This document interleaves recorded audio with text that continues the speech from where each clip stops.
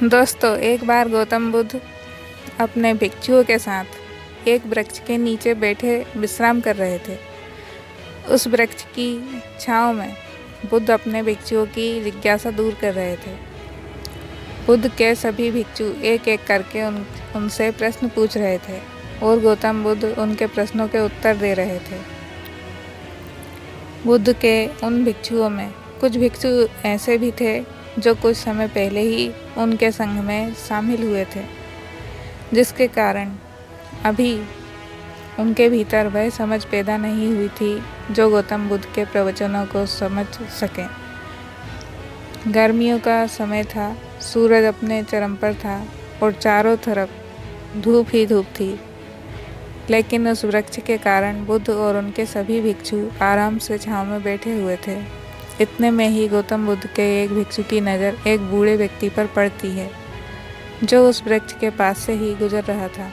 वह भिक्षु उस बूढ़े व्यक्ति को देखकर अचानक से ही हंसने लगता है।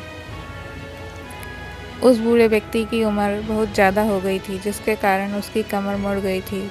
उस बूढ़े व्यक्ति के हाथ में एक डंडा था, जिसका सहारा लेकर वो बूढ़ा व्यक्ति अपनी मंजिल तक पहुंचने का प्रयास कर रहा था। उस बूढ़े व्यक्ति का शरीर केवल हड्डियों का ढांचा मात्र था। अपने भिक्षु को हंसते हुए देख बुद्ध उससे कहते हैं कि मेरे प्रिय भिक्षुओं, कृपया कर हंसो मत, क्योंकि जिस व्यक्ति को देखकर तुम अभी हंस रहे हो वो कोई साधारण व्यक्ति नहीं है, बल्कि वह व्यक्ति इसी क्षण तुम्हारे जीवन को रूपांतरित करने की क्षमता रखता है। जो आज तक मैं तुम्हें सिखा नहीं पाया, वह यह बूढ़ा व्यक्ति तुम्हें सिखा रहा है। इसके द्वारा दी गई सीख को बेकार न करो। बुद्ध की ये बात सुनकर वह भिक्षु बुद्ध से कहता है कि मुझे क्षमा करें बुद्ध, पर मुझे ये समझ नहीं आ रहा कि जो एक बूढ़ा व्यक्ति जो खुद अपने शरीर और अपनी बीमारियों से लाचार है, वो मुझे क्या शिक्षा सिखा सकता है।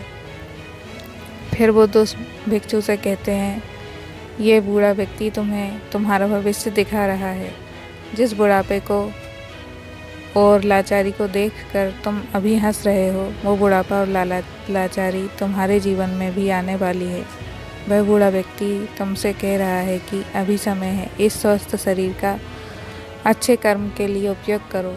अगर तुम्हारा ये स्वस्थ शरीर तुम्हारे हाथ से निकल गया तो फिर से वापस नहीं आएगा, और अभी तुम्हारा ये शरीर सही से काम कर रहा है, जैसे कि तुम्हारे हाथ, पैर, आँख, कान और ये सभी चीज़ें सही से काम कर रही है। क्या यह छोटी बात है? और क्या तुम इसे मामूली सी बात समझ रहे हो? यह घटना कोई साधारण घटना नहीं थी जो अभी तुम्हारे साथ घटी, और ये घटना तुम्हारे जीवन को बदलने की क्षमता रखती है। ठीक इसी तरह की घटना ने मेरा जीवन बदला था, और इस तरह की घटना के कारण ही मैं आज बुद्ध हूँ। फिर वह भिक्षु बुद्ध से कहता है, क्षमा करें बुद्ध,